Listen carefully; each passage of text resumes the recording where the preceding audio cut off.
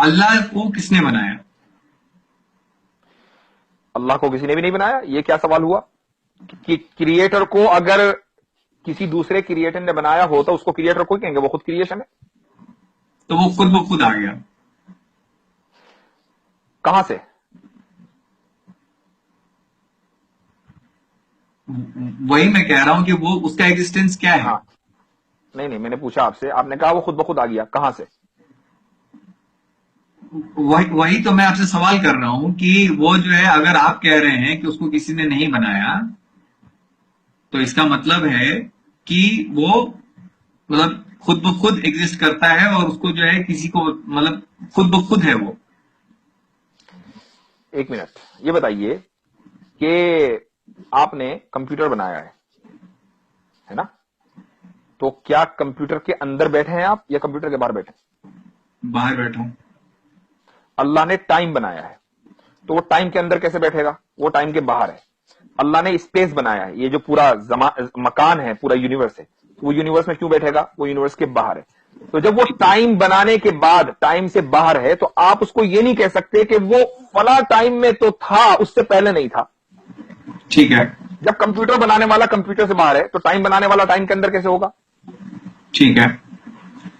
तो बट उसका भी तो एक टाइम होगा ना, उसका भी तो एक स्पेस होगा जिसमें वो है। ये क्या बात हुई? अभी मैंने आपसे कहा कि जब कंप्यूटर बनाने वाला कंप्यूटर में नहीं है, तो टाइम बनाने वाला टाइम में नहीं है, टाइम से पहले है। और जब उस जो टाइम, आप उसको ये नहीं कह सकते कि भाई इतने मिलियन साल पहले अल्लाह ताला था, उससे पहले नहीं था। क्योंकि जब आप कितने भी पीछे जाएंगे, आप मिलियन बिलियन ट्रिलियन जिलियन चले जाएं, वो टाइम है। उस टाइम को बनाने वाला अल्लाह है। तो जो बनाने वाला है टाइम का, वो कभी टाइम में नहीं होगा, बल्कि टाइम के बाहर होगा। और जो टाइम के बाहर होगा, आप उसको टाइम से जज नहीं कर सकते। इसलिए आप ये नहीं कह सकते कि अल्लाह कब आया, क्योंकि जो कब का सवाल है, ये उसके लिए होगा जो टाइम के अंदर है, ना कि उसके लिए जो टाइम के बाहर है। तो मतलब कुछ ऐसी चीजें हैं जो खुद मतलब हमेशा से रह सकती हैं, वो हमेशा से हैं, ये आपका कहने का कुछ ऐसी तात्पर्य है? चीज नहीं, सिर्फ अल्लाह। कुछ ऐसी चीज नहीं, सिर्फ अल्लाह, सिर्फ क्रिएटर। मैं अगर उसी तरीके से कहूं कि ये कायनात जो है वो हमेशा से है और इसको किसी ने नहीं बनाया, तो उसमें कितने का फर्क पड़ रहा है? नहीं, तो आप अगर ये ना कहें कि अगर या मगर, आप ये कहिए कि है हमेशा से। आप क्यों थ्योरी को लेकर चलते हैं? आप फैक्ट्स के ऊपर बात कीजिए ना। आप ये कहिए कि भाई ये कायनात हमेशा से है, अब हम ये कहेंगे उसकी दलील दीजिए। जनाब, साइंस जो है वो ऐसे ही चलता है, थ्योरी पे ही चलता है। अलग अलग थ्योरी दिए जाते हैं, जिसको आप रॉन्ग प्रूव कर देते हैं उसको हटा दिए जाते हैं, और जो सही रह जाते हैं वो रह जाते हैं।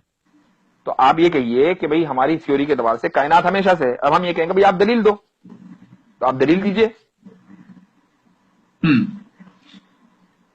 नहीं, मेरा जो है मेन पॉइंट आपको कहने का ये था कि जैसे खुदा हमेशा से हो सकता है, वैसे ही ये कायनात हमेशा से क्यों नहीं हो सकती है? क्योंकि कायनात क्रिएटर नहीं है, कायनात क्रिएशन है। आप वरना तो ये कहना पड़ेगा जिस तरीके से कंप्यूटर बनाने वाला है, इसी तरीके से जिस दिन पैदा हुआ था उस दिन कंप्यूटर भी पैदा हो गया था। उसने बड़े होकर पढ़ाई की, उसके बाद उसने वो इंजीनियर बना, यहां तक कि उसको एबिलिटी हुई कि उसने कंप्यूटर ईजाद किया। तो ऐसे ही ये है। तो अल्लाह, कायनात हमारे लिए क्रिएटर नहीं है, क्रिएशन है। उसके लिए जरूरत है कि एक टाइम से वो शुरू हो। ठीक है, एक टाइम से वो शुरू होगा और उसी को हम क्रिएशन पॉइंट कहेंगे। अल्लाह क्रिएटर है, वो टाइम बाउंड नहीं है। ठीक है, वो टाइम बाउंड नहीं है।